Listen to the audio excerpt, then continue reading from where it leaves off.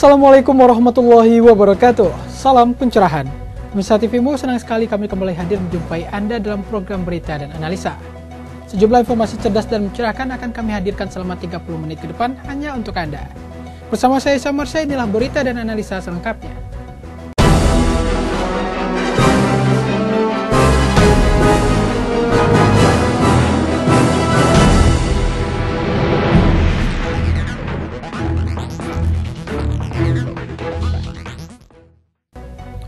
Pemirsa, mengawal berita pertama terkait kenaikan harga LPG. Mengiringi keputusan pemerintah menurunkan harga bahan bakar minyak bersubsidi di akhir Desember 2014 kemarin, Pertamina secara serentak juga mengeluarkan kebijakan yang terkesan bertolak belakang dengan keputusan pemerintah sebelumnya, yakni dengan menaikkan harga gas LPG non-subsidi kemasan 12 kg.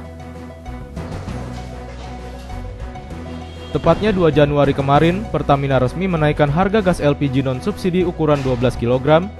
Harga LPG tersebut mengalami kenaikan sebesar Rp1.500 per kilogram. Dengan kenaikan tersebut, harga LPG 12 kg menjadi Rp9.069 per kilogram, yang sebelumnya dengan harga sebesar Rp7.569 per kilogram. Terkait kebijakan ini, pemerintah mengemukakan bahwa kebijakan tersebut merupakan bentuk pelaksanaan dari roadmap penyesuaian harga LPG 12 kg secara berkala, di mana penyesuaian harga ini bertahap untuk menuju harga keekonomian sesuai dengan kaidah bisnis korporasi. Di samping itu, turunnya nilai tukar rupiah dan tingginya harga pokok LPG di pasar tradisional ditengarai menjadi salah satu penyebab keputusan pemerintah menaikkan harga gas LPG non-subsidi 12 kg.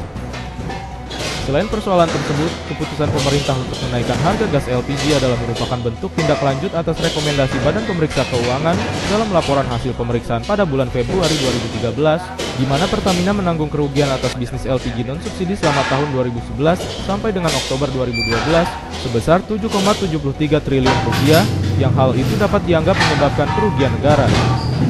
Bahkan dalam 6 tahun terakhir, Pertamina mencatat akumulasi kerugian penjualan LPG 12 kg telah mencapai Rp22 triliun. Dengan realitas tersebut, pemerintah berdalih bahwa kebijakan untuk menaikkan harga gas LPG di tengah turunnya harga minyak dunia sudahlah tepat. Akan tetapi, tidak sedikit pengamat yang mengkritisi keputusan pemerintah terkait kebijakan atas harga bahan bakar di tanah air.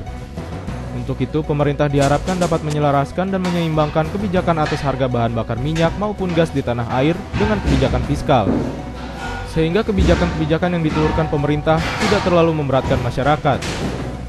Tim TVMU memberitakan dari Jakarta. Ya pemirsa, realitas penurunan harga bahan bakar minyak yang diikuti dengan kenaikan harga LPG 12 kg sebesar Rp1.500 per kilo tentu menuai beragam tanggapan dari masyarakat. Lantas seperti apa tanggapan dari masyarakat tersebut? Berikut informasinya untuk Anda. Kenaikan harga LPG 12 kg sebesar Rp18.000 per tabung atau menjadi Rp134.700 per tabung mengundang reaksi dari masyarakat. Hal ini dikarenakan sebelumnya terjadi penurunan harga BBM. Seperti yang diungkapkan oleh Taroji, pada awal kenaikan, warga masih simpang siur, ada yang percaya, ada pula yang tidak percaya. Setelah beberapa hari, barulah warga mengetahui adanya kenaikan tersebut setelah mendapat kabar dari beberapa media. Kenaikan itu dari kemarin ya, dari Sabtu udah mulai. Iya, cuman kemarin Sabtu, cuman orang masih simpang siur gitu. Ada yang percaya, ada yang enggak gitu. Kalau hari ini udah banyak yang percaya. Iya, soalnya kan udah di TV, di koran kan seperti ini. Keluarga udah banyak yang tahu. Yo, kalau sekarang sih mau udah banyak, udah semua lah. Cuman yang ini aja, ya, berapa orang lah yang ini. Naik berapa? 20.500. Iya, per tabung. Tadinya 121. Iya. Itu yang 12 kg. Yang 12 kilo. Ya kalau yang 3 kilo nggak naik. Iya. Semuanya 12 kilo. Berikut tanggapan beberapa warga mengenai kenaikan gas LPG 12 kg.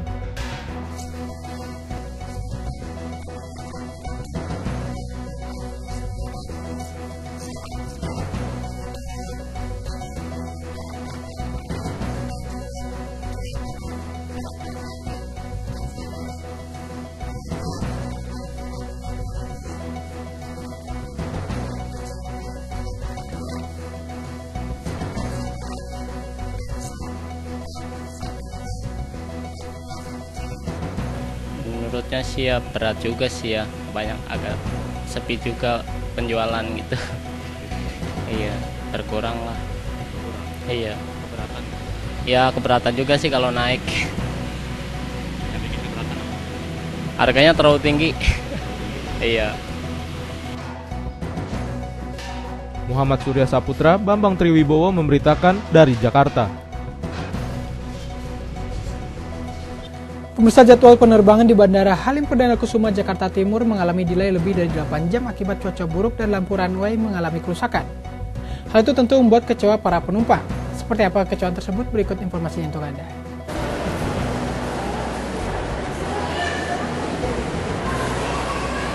Delay yang begitu lama ini dirasakan oleh 3 jadwal rute dari maskapai penerbangan Citylink, diantaranya Citylink dengan nomor QG 807 rute Halim Surabaya, Citylink QG 102 Halim Jogja. Mestinya jadwal tersebut terbang pada Sabtu malam dan terpaksa harus dibatalkan jadwal penerbangannya hingga sistem di bandara itu normal kembali. Padamnya lampu runway ini berdampak hingga Minggu pagi, bahkan hingga kini sejumlah jadwal keberangkatan pun masih mengalami keterlambatan. Akibat dibatalkan 3 jadwal penerbangan ini, para penumpang pun terpaksa harus diinapkan di sejumlah hotel terdekat. Namun sebagian penumpang dipindahkan penerbangannya melalui Bandara Soekarno-Hatta, Tangerang. Maya, salah satu penumpang Citylink dengan penerbangan QG 0118 tujuan Semarang ini mengatakan dirinya harus menunggu sejak pukul 9.30 pagi tadi hingga pukul 11 siang. Dirinya juga belum mendapat kepastian mengenai keberangkatannya dan merasa kecewa karena tidak ada pengetahuan dari pihak maskapai Citylink dan juga pihak bandara mengenai hal ini. Kan karena persoalan lampu runway yang padam. Selain itu, cuaca buruk juga mengganggu penerbangan pesawat.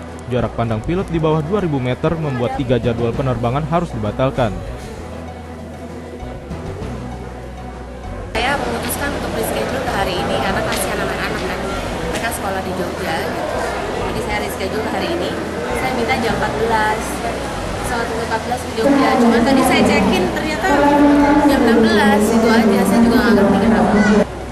Kita paham juga ya, nggak apa-apa sih kalau orang, tapi yang jelas di sini ada duty manager kita yang kita minta report dan dia sejak malam itu standby dan dia alone. Para penumpang yang tidak jadi terbang pada Sabtu malam pun baru bisa diberangkatkan dengan pesawat pada Minggu pagi. Kendati begitu, jadwal penerbangan di bandara ini belum normal seperti biasanya. Meski demikian, penerbangan saat ini sudah berangsur normal dan lampu runway masih tahap perbaikan. Dedi Muswani memberitakan dari Jakarta. Ya pemirsa, pesawat AirAsia nomor penerbangan KZ8501 yang jatuh di perairan Karimata Minggu 28 Desember 2014 lalu ternyata penerbangan yang ilegal. Sebab maskapai AirAsia dengan rute Surabaya-Singapura ini tidak diberikan izin terbang pada hari Minggu. Asuransinya nggak mau bayar tanggungan karena ini Direktorat Jenderal Perhubungan Udara menegaskan bahwa maskapai penerbangan AirAsia Indonesia melanggar ketentuan rute penerbangan yang sudah disepakati kedua pihak. Pelaksana tugas Direktur Jenderal Perhubungan Udara, Kementerian Perhubungan, Joko Murdiatmojo, dalam konferensi pers menyatakan AirAsia mengajukan rute penerbangan pada Senin, Selasa, Kamis, dan Sabtu dengan kode hari 1, 2, 4, dan 6. Dalam pelaksanaannya, maskapai berbiaya murah ini dengan nomor penerbangan QZ8501 melakukan penerbangan pada Senin, Rabu, Jumat, dan Minggu dengan kode hari 1, 3, 5, dan 7. Sedang dievaluasi, sedang diselidiki ya. Oke. pasti ketahuan Pak. Ya, makanya nanti biar diselidiki, jangan kita berandai-andai dulu, berasumsi dulu. Pak, kalau kita lihat dari daftar penerbangan itu kan selama 2 bulan berlangsung terus Pak. Kok ini kalau nggak ada kecelakaan berarti nggak ketahuan? Oh gitu ya. Oke ya. Pak, itu winter schedule itu mulai bulan apa sih Pak? 26 Oktober sampai 28 Maret. Jadi selama ini nggak ada laporan dari pihak bandara ke regulator Pak? Itu yang sedang kita teliti. Pak, untuk menentukan Bukan, artinya biasanya kalau ada hal yang luar biasa Ada laporan, ada mekanisme laporan bulanan, tapi saya belum tahu. Joko menegaskan pengajuan rute tersebut sesuai permintaan AirAsia yang mengajukan pada hari Senin, Selasa, Kamis, dan Sabtu. Berdasarkan identifikasi, AirAsia sudah jelas salah karena tidak terbang sesuai persetujuan. Karena itu, izin rutenya dicabut untuk sementara. Dia menjelaskan AirAsia seharusnya menyampaikan jadwal resmi yang diberikan kepada bandara asal dan bandara tujuan dan segera menyesuaikan slotnya masing-masing. Hingga sekarang, surat permohonan perubahan hari operasi pun belum pernah diajukan.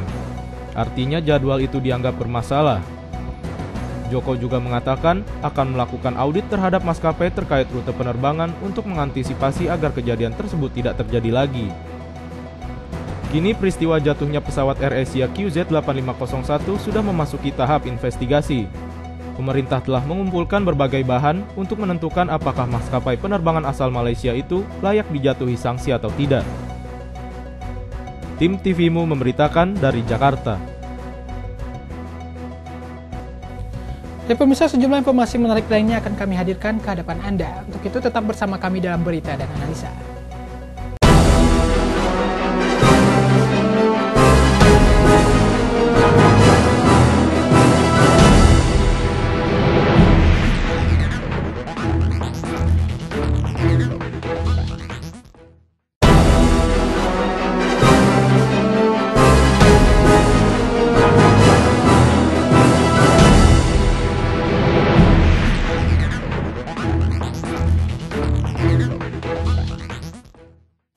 Ya pemirsa, Anda masih bersama kami dalam Berita dan Analisa.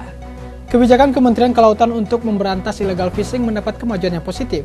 Hal ini dirasakan sebagian besar masyarakat, terutama nelayan baik secara langsung maupun tidak langsung.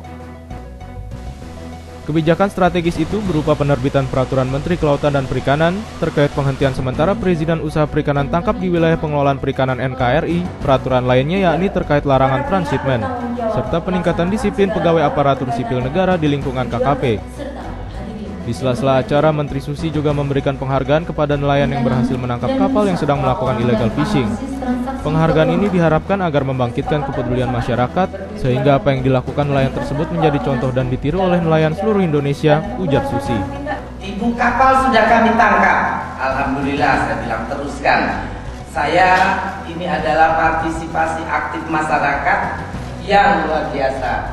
Saya bicara dengan Pak Sekjen, rasanya kita wajib memberikan apresiasi, paling tidak mengganti bensin yang dipakai. Karena untuk menjaga lautan Indonesia yang luas begini, PSDKP, Angkatan Laut, Kepolisian tidak cukup. Seluruh bangsa Indonesia harus bersama-sama menjaganya. Kini hasil tangkapan nelayan di beberapa daerah jumlahnya semakin meningkat, sehingga ke depan diharapkan dapat berdampak pada peningkatan pendapatan dan kesejahteraan nelayan.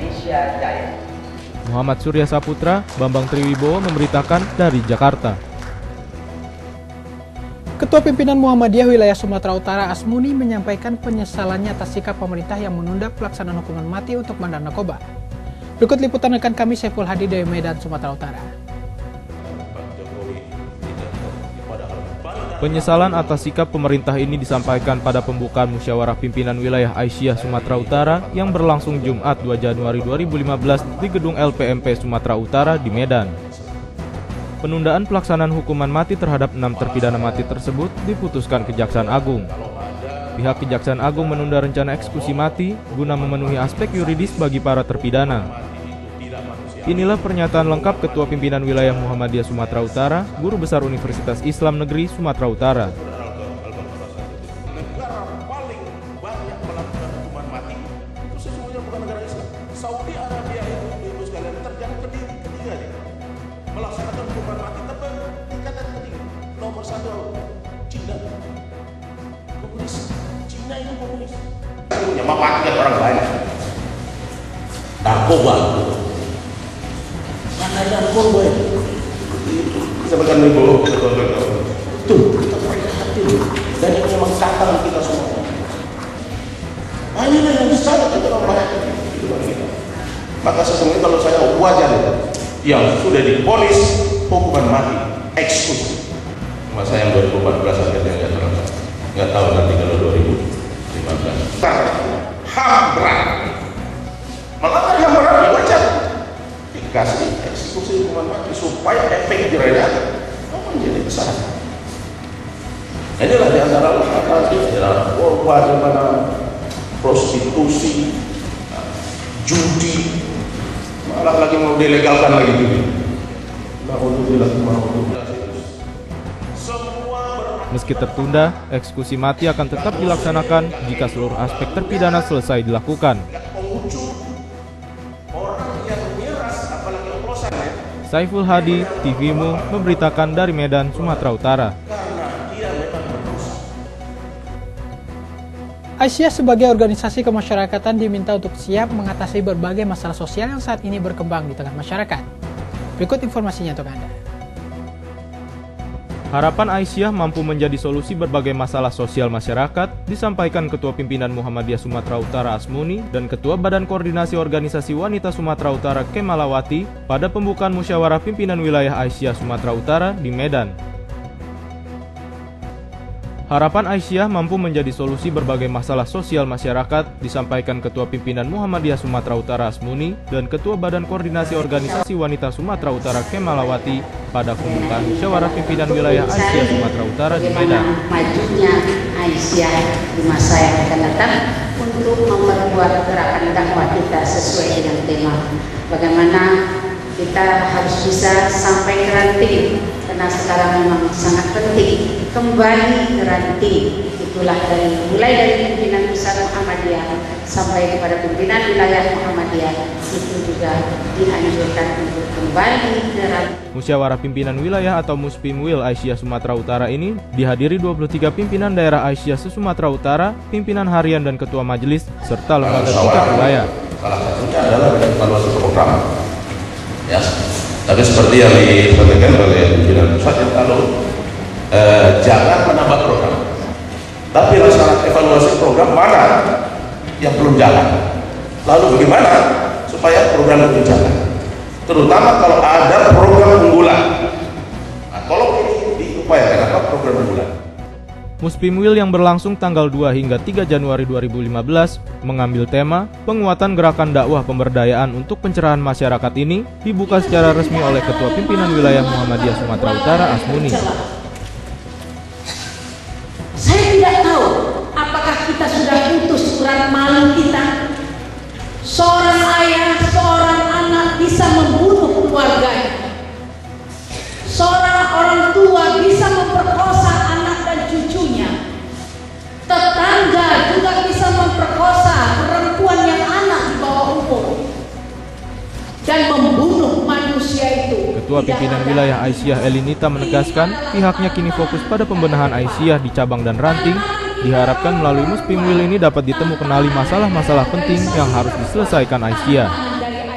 Ketua Pimpinan Wilayah Muhammadiyah meminta Aisyah untuk berperan aktif mengatasi masalah sosial yang berkembang saat ini. Beberapa masalah yang sangat serius adalah narkotika, miras, prostitusi, dan media yang tidak mendidik. Beberapa agenda kegiatan musyawarah pimpinan wilayah adalah laporan kegiatan pimpinan wilayah serta laporan pimpinan daerah Aisyah se-Sumatera Utara. Saiful Hadi, TVMU memberitakan dari Medan, Sumatera Utara.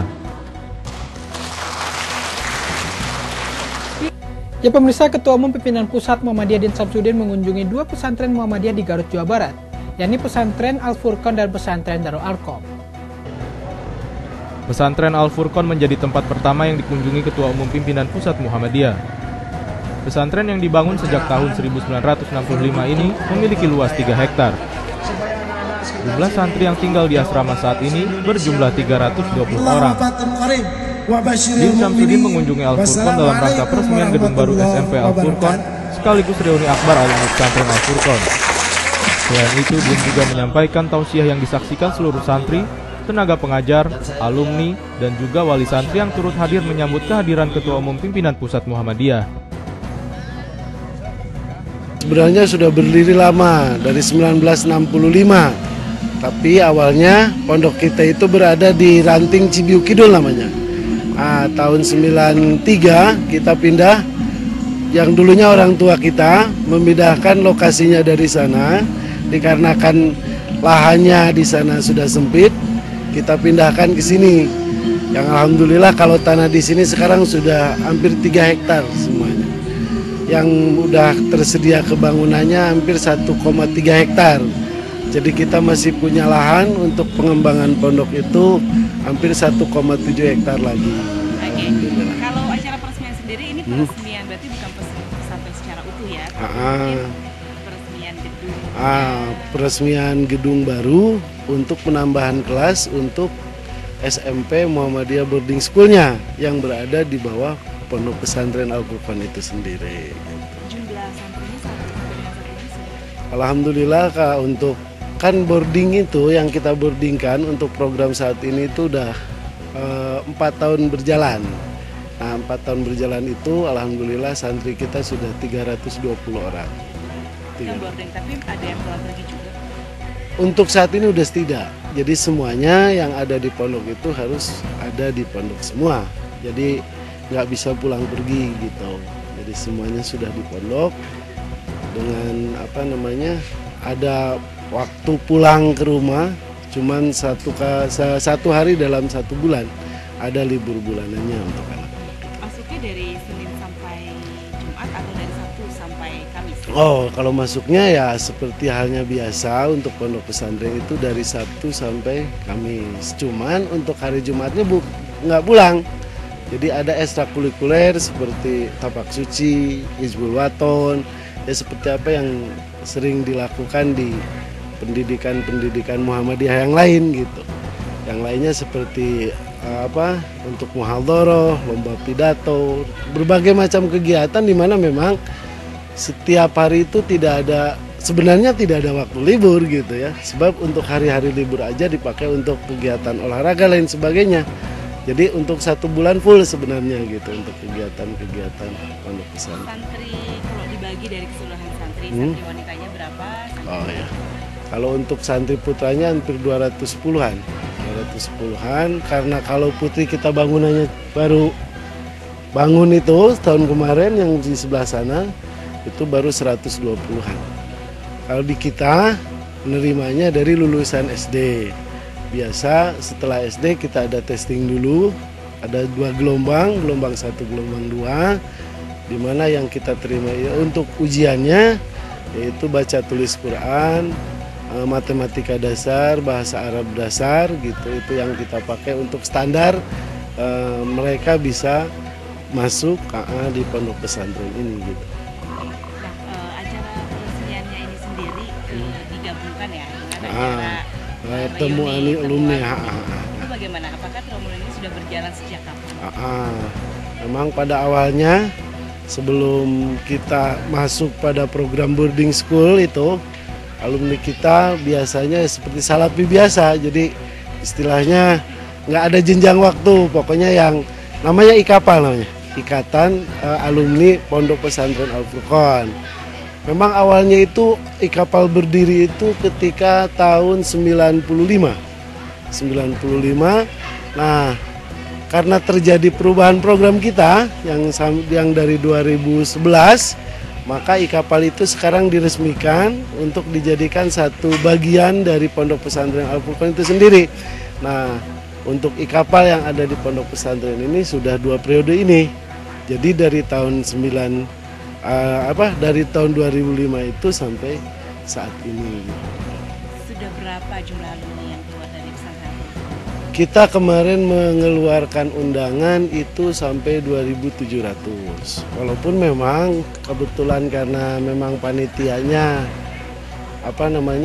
waktunya terlalu ini, yang kita bisa sebarkan itu hanya untuk di kalangan Jawa Barat saja.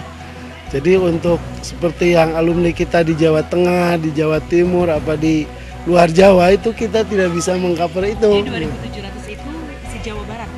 Yang 2.700 itu se-Jawa Barat.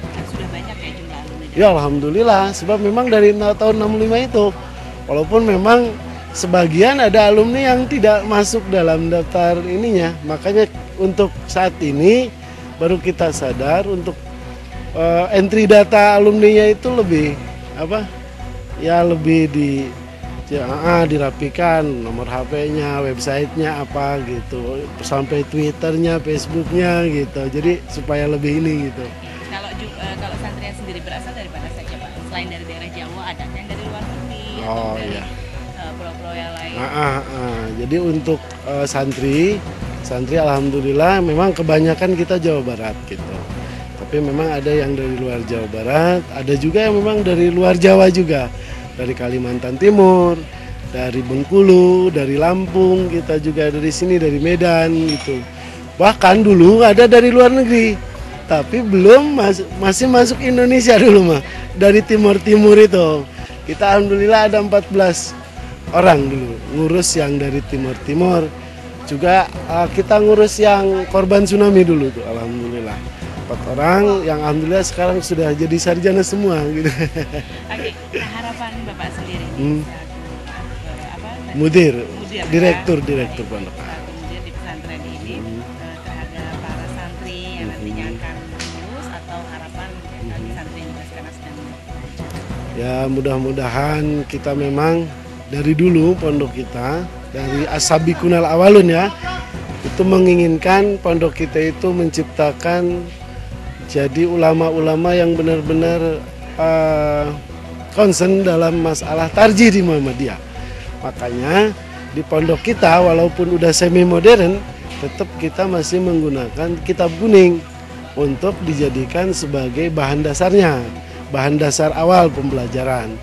Nah, alhamdulillah gitu ya dari pendidikan yang kita bikin untuk bagaimana menciptakan kader ulama Muhammadiyah khususnya dalam masalah tarjih gitu, kita sudah menghasilkan alumni-alumni yang alhamdulillah sudah diakui lah. Seperti yang Ketua Tarjih Muhammadiyah Yogyakarta itu dari kita.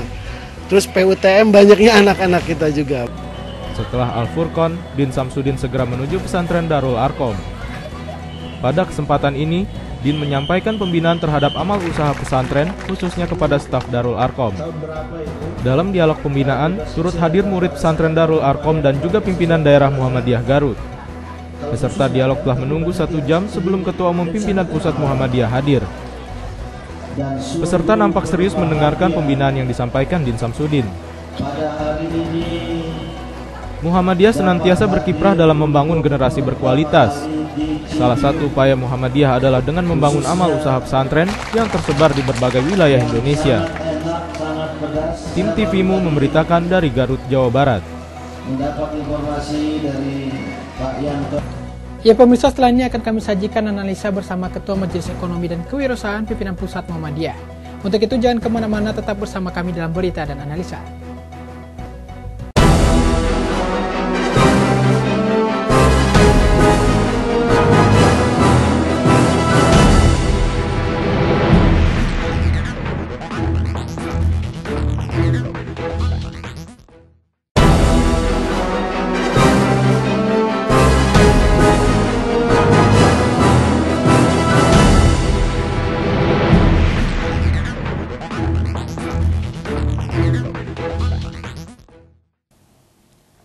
Ya pemirsa, terima kasih Anda masih bersama kami dalam berita dan analisa. Pemirsa, keputusan pemerintah untuk menurunkan harga bahan bakar minyak pada akhir Desember 2014 kemarin ditanggapi beragam oleh masyarakat. Ada yang mengapresiasi keputusan tersebut dan tidak sedikit yang mengkritisi keputusan pemerintah yang dinilai masih perlu disesuaikan dengan kebijakan fiskal di tanah air. Belum lagi keputusan penurunan harga bahan bakar minyak ini disusul dengan kebijakan pemerintah menaikkan harga gas LPG yang resmi ditetapkan pada 2 Januari kemarin. Hal ini tentu menjadi kebijakan yang tidak populis mengawali pemerintahan di tahun 2015 ini. Lantas seperti apa analisa terkait kebijakan ekonomi pemerintahan Joko Widodo, khususnya terkait kebijakan terkait harga bahan bakar minyak dan gas di tanah air? Untuk itu simak analisa Ketua Majelis Ekonomi dan Kewirausahaan Pimpinan Pusat Muhammadiyah Syamsuddin Anhar dalam wawancara eksklusif bersama tim TVMU. Berikut penuturan selengkapnya untuk Anda. Ya, pertama mungkin harus kita tanggapi secara positif apa yang telah dilakukan pemerintah khususnya mengenai kebijakan ekonomi untuk yang akhir-akhir ini itu menurunkan harga minyak, ya. Harga BBM baik premium maupun pertamax turun tuh. Nah, tapi setelah melakukan penurunan harga BBM itu kemudian pemerintah menaikkan LPG. Nah, sebenarnya kalau kita lihat segmen pengguna BBM dengan LPG ini harus dibedakan dulu. Ini yang saya maksud harus diapresiasi pemerintah. Karena segmen pengguna LPG itu masih sebagian besar ya, itu rumah tangga. rumah tangga. Tapi ketika BBM diturunkan, ini sebenarnya agak juga tidak terlalu berdampak membebani rakyat ya. Karena BBM begitu turunnya cukup besar juga, cukup besar. Nah, hanya saja penurunan BBM ini harus disikapi oleh pemerintah untuk mengoptimalkan kebijakan fiskalnya. Kebijakan fiskalnya ini adalah begini. Ketika BBM turun, harga BBM turun, kan sesungguhnya biaya produksi akan turun. Nah, namun kenyataannya biaya produksi ataupun ongkos transportasi, tarif transportasi itu nggak turun. Nah, ketidakturunan harga-harga dan tarif transportasi itu membuka peluang bagi pemerintah untuk memperbaiki fiskalnya dalam aspek peningkatan pajak, gitu. Karena kan revenue atau pendapatan produksi kan tinggi, biaya produksi turun karena turunnya harga BBM, kemudian harga tetap, kan berarti dia mendapatkan keuntungan akan lebih. Begitu juga di sektor transportasi tadi mengenai tarif. Gitu. Nah, ini harus dimanfaatkan oleh pemerintah sebagai perbaikan fiskal, sehingga fiskal kita itu atau kebijakan APBN kita itu nanti akan berdampak pada peningkatan sektor tradable. Kan dalam konteks ekonomi atau kebijakan fiskal ada dua hal yang harus dilihat oleh pemerintah. Sektor tradable dan sektor non-tradable.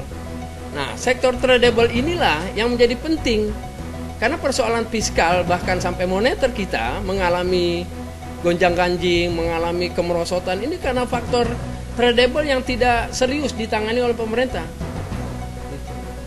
Faktor industri atau manufaktur. Nah, oleh karena itu penurunan BBM, harga BBM ini menjadi peluang bagi pemerintah untuk memperbaiki kebijakan fiskal. Ya, kalau kenaikan LPG, harga LPG itu belum berdampak pada aspek itu tadi, karena dia lebih banyak dikonsumsi oleh rumah tangga. Tapi kalau BBM, pabrik, industri sampai rumah tangga. Kalau industri pakai LPG itu sedikit sekali. Industri yang pakai LPG ya masih sedikit. Maka sebenarnya kenaikan harga LPG itu belum tidak terlalu berpengaruh terhadap harga-harga, apalagi naik. Nah, justru yang berpengaruh ketika pemerintah melaksanakan kebijakan kenaikan harga BBM. Maka kan dampaknya mengenai harga-harga begitu cepat. Dan respon masyarakat, respon pasar lah istilahnya, kan begitu cepat. Tapi kalau kenaikan LPG tidak begitu. Harga minyak udah turun, tapi harga-harga itu tadi. Nah, makanya sekarang bagaimana pemerintah bisa melakukan perbaikan terhadap kebijakan fiskal itu. Kebijakan fiskal itu. Nah, kebijakan fiskal di samping tadi itu mengenai sektor tradable tadi. Termasuk sektor tradable itu ya transportasi gitu. Nah, bagaimana pemerintah melakukan kebijakan itu umpamakan? Kalau memang pemerintah memiliki kebijakan atau keputusan untuk transportasi, Anda bisa turun dong. Nah, gitu. Terus industri, manufaktur, harga-harga Anda harus turun dong. Gitu.